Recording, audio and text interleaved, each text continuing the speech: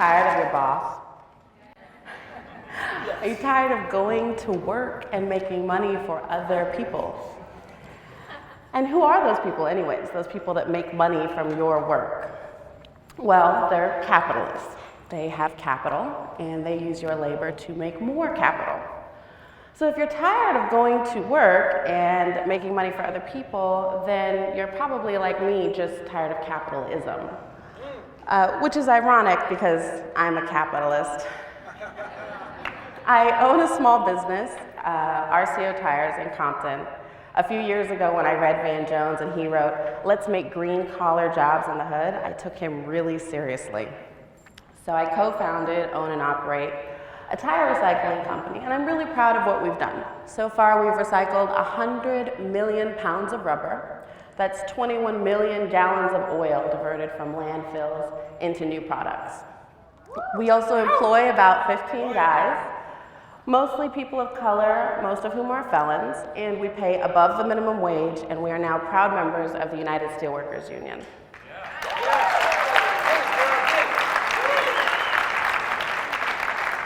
Now, RCO is not a cooperative now. It's a privately held company with community-minded ownership. But I would like it to become one. I would like for them to fire the boss. That's me. And I'm going to tell you why, but first let me tell you how we got started. So a lot of people ask, how did RCO come to be? And I have to be really honest. I leveraged my white privilege. So here's how white privilege worked for me and RCO.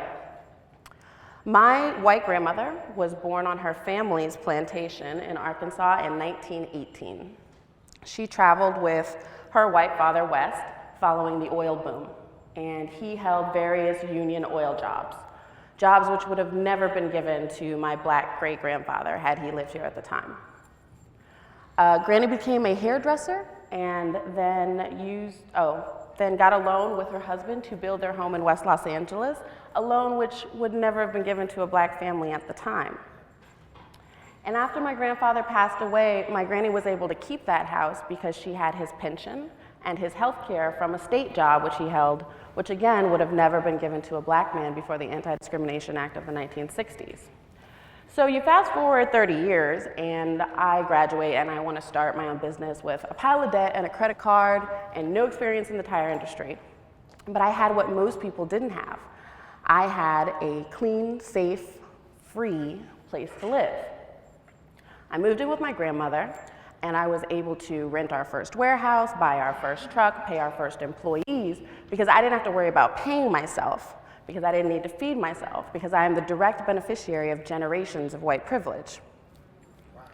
Now, telling the story of white privilege is important because very often people say, oh, we want more companies like yours. We want more RCOs. We want more black-owned businesses, female-led, triple bottom line, ban the box, green manufacturing companies, right?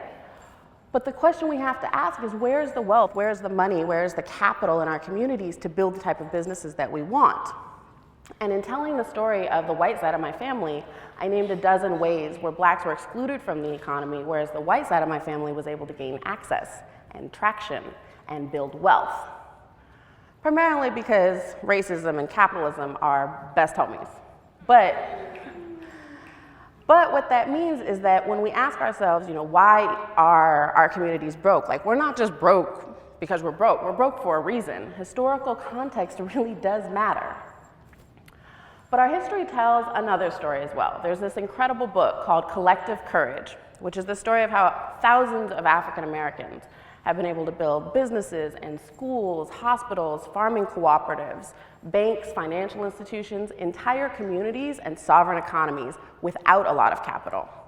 And they did it by working together and leveraging their community assets and trusting each other and putting solidarity first, not just profits by any means necessary. And they didn't have to wait around for celebrities and athletes to bring their money back to the hood. However, if you are a celebrity or an athlete and you're listening to this, please feel free to bring your money. But they did it through cooperative economics because they knew that capitalism was never going to finance black liberation. So There's so many great examples in this book, and I suggest that everybody just read it because it answers the question I asked earlier, which is where are we going to get the wealth to build the types of businesses that we want? And the answer is going to have to be cooperative economics. There's a lot of different versions of cooperativism. What I'm talking about today is worker ownership. So you may not have heard of worker ownership yet, but it's been an incredible tool for Black economic liberation for a century. And it's also working all over the world right now. You may have heard of Black Wall Street or maybe the Zapatistas, but I'll give you an example that's a little bit closer to home. Right now, today, in South Bronx is the country's largest worker-owned company. It's called Cooperative Home Care Associates. And it was founded by Black and Latinx home care workers who are now able to pay themselves living wages, they have full-time hours, they have benefits and a pension through their membership as a unit of SEIU. And these women owners now receive a dividend back on their ownership every year that the company has been profitable, which has been most years. So they're able to really enjoy the fruits of their labor because they fired the boss. They don't have any big investors. They don't have fat cat CEOs or absentee owners taking the profit out of the company. They each pay in about $1,000 over time in order to gain ownership. And now they own their job. Now, there's hundreds of more examples of companies like this springing up all across the country. And I'm so inspired by what they're doing because it really represents an alternative to the type of economy we have now, which exploits all of us. It also represents an alternative to waiting around for big investors to bring chain stores or big box stores to our communities, because honestly, those types of developments, they steal resources from our communities. They put our mom and pop shops out of business.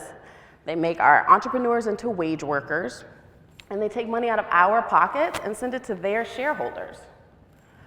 So I was so inspired by all of these stories of resistance and resilience that I got together with a few people here in Los Angeles, and we've created LUCI. LUCI stands for the Los Angeles Union Cooperative Initiative, and our objective is to create more worker-owned businesses here in Los Angeles. So far in the last year, we've created two. Pacific Electric, an electrical company, and Vermont Gauge Car Wash, which is right here in South Central. Some of you guys might be familiar with it. Yes.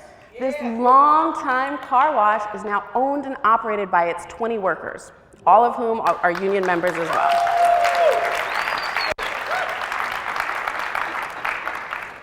So you might be wondering why the focus on union worker ownership, but there's a lot of good reasons why the labor movement is a natural ally to the worker ownership movement. In order to build these companies that we want in our community, we're going to need a few things. We're going to need money, we're going to need people, and we're going to need training. Unions have all of those things. America's working class has been paying union dues for decades, and with it, our unions have been building dignified, decent, and democratic workplaces for us. However, union jobs are on the steep decline, and it's time for us to start calling on our unions to really bring all of their financial and political capital to bear in the creation of new union living wage jobs in our communities. Also, union halls are full of union members who understand the importance of solidarity and the power of collective action. These are the types of folks that want more union businesses to exist, so let's build them with them. Learning from our unions, learning from our past, learning from our peers are all going to be very, very important to our success, which is why I'd like to leave you with one last example and a vision for the future. And that vision is Mondragon, Spain. Mondragon, Spain is a community built entirely around worker cooperatives.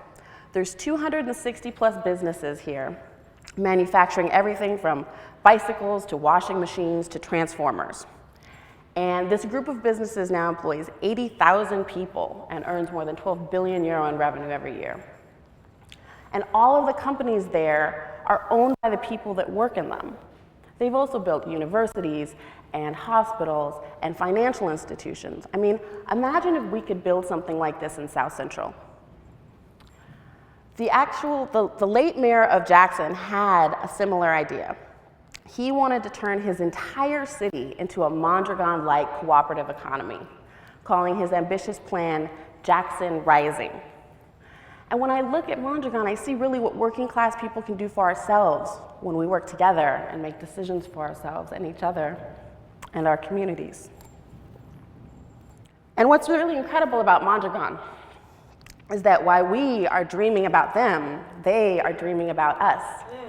This community in Spain has decided to launch an international initiative to create more communities like it all over the world by linking up with unions, by supporting organizations like LUCI, and by educating folks about the worker ownership model. Now, here's what you can do to be a part of it.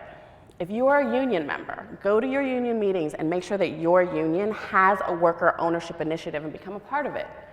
If you're an entrepreneur, if you have a small business or you're interested in starting one, then link up with LUCI or another organization like us to help you get started on the cooperative model. If you're a politician or you work for one or you just like talking to them, please get the city, state, federal, and county legislation passed that we need in order to fund and support worker-owned businesses. And for everybody else, learn about our history, learn about our models, and seek us out so that you can support us, you can buy from us, invest in us, lend to us, and join us, because it's really going to take all of us in order to build the more just and sustainable and resilient economy that we want for ourselves and our children. And with that, I would like to leave you with a quote from Arundhati Roy. And she writes, "Our strategy should not be only to confront the empire, but to lay siege to it, to deprive it of oxygen, to mock it, to shame it with our art, our literature, our music, our brilliance, our joy, our sheer relentlessness, and our ability to tell our own stories, not the stories that we're being brainwashed to believe. The corporate revolution will collapse if we refuse to buy what they're selling. Their ideas, their version of history, their wars, their weapons, their sense of inevitability. Because know this, they be few and we be many. They need us more than we need them. Another world is not only possible, she's on her way. And on a quiet day, I can hear her breathing. Thank you.